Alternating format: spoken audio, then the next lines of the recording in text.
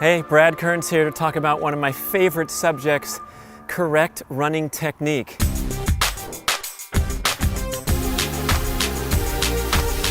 That was not it. And what we see so often is people doing the simple sport of running, jogging, whatever level you're at, with horrible technique that compromises their performance, increases risk of injury. I know it's a simple sport, it's not technique heavy like golf or something else, but when you exhibit good technique, you can really make a lot of positive changes, especially reducing injury risk and getting the most performance for the energy you put into running forward. So the fundamentals are pretty simple. It starts with good posture. So I want to maintain a stable pelvis, shoulders forward facing, and when I pump my arms, all my energy is coming from the big muscles up here, and my hands and arms are relaxed. So I'm going to pick an angle like 90 degrees and keep that angle and pump those arms like a choo-choo train, okay? But never swaying across the center line or doing any of this side-to-side motion, especially with my pelvis. So I have that stable center of gravity over my feet at all times. So if I were to begin running in place, obviously everything's going fine right now. I'm balanced center of gravity over my legs, and I want to preserve that as I run along, rather than the common pattern of overstriding, let's say collapsing into the ground. My center of gravity is leaning forward over my foot. I'm losing all this energy pushing into the ground.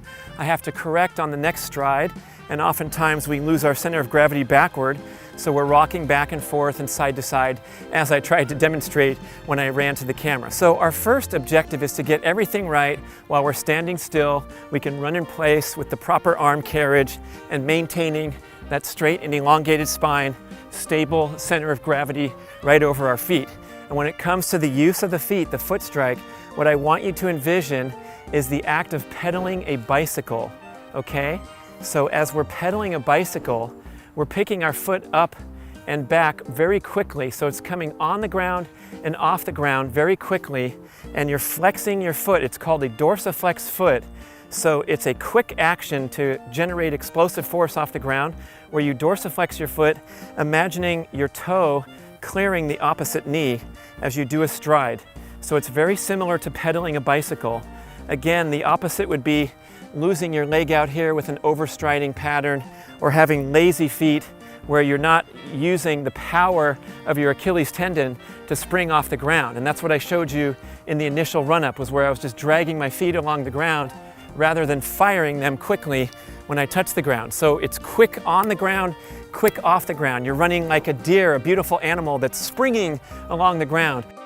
So I will demonstrate with a drive-by using what I'll call strong foot, where I'm using the explosive power of the Achilles tendon to strike the ground and spring off the ground quickly and engage this bicycle-style stride. And then I'll compare and contrast to what I call lazy foot, where you're just shuffling along.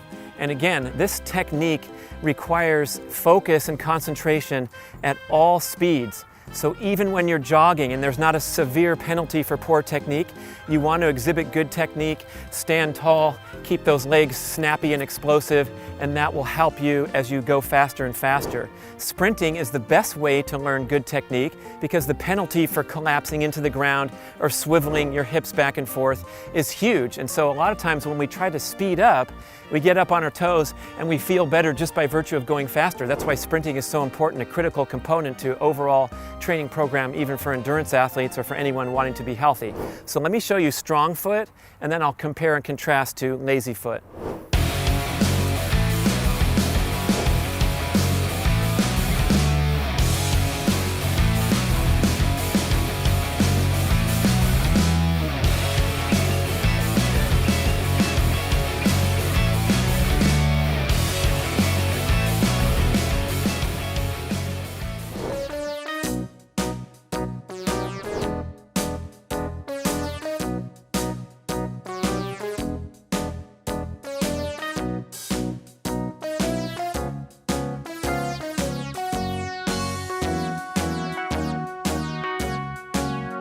So you notice the contrast between that graceful stride where I'm absorbing impact efficiently, taking off, and looking at that nice flow like a bicycle versus the lazy foot where I was just dragging through the park, dragging these heavy things through the park without any efficiency and more impact trauma. This is really important as you increase speed. So I'm going to show you a couple faster speeds and then you'll see what it looks like as a real sprinter, but I'm using the same technique fundamentals at all running speeds.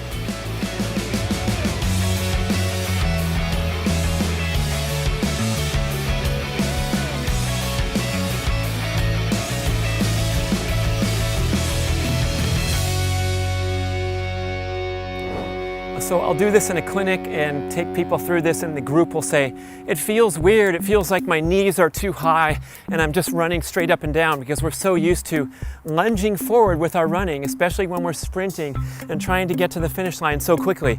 Go look on YouTube for Usain Bolt and you'll see pictures of the athletes and they're straight up and down or slightly forward. And this is what you want to perfect running at all speeds, especially jogging.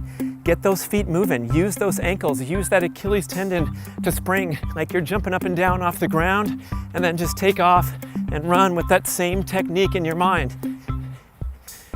Remember, now that you've watched this video, there is no turning back ever again, because you can have that lazy foot sensation, catch that, fix it, run like you're pedaling a bicycle, run like it's hot lava. So you're pedaling a bicycle over the hot lava. Ouch, ouch, ouch. I got to get those feet on the ground and off the ground quickly.